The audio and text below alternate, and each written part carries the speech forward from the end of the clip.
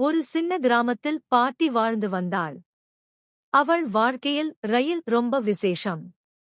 ஏனென்றால் ரயில் வந்தாலே உலகம் முழுக்க கதைகள் வரும்.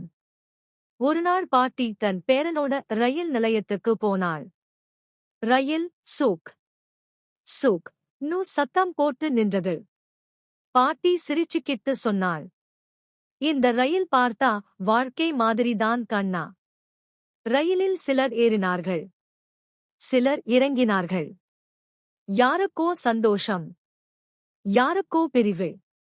பாட்டி மெதுவா தொடர்ந்தாள், நம்ம வாழ்க்கையிலும் சில பேர் வருவாங்க, சில பேர் போவாங்க. ஆனா நல்ல நினைவுகள் மட்டும் எப்போதும் நம்ம கூட தான் பயணம் செய்யும். ரயில் விசில் அடிச்சது.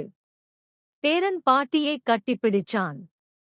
பாட்டி சிரிச்சுக்கிட்டு சொன்னாள், நம்ம இருவரும் ஒரே பயணம் கண்ணா. அன்பு இருக்கிறவரை எந்த நிலையமும் கடைசி இல்லை.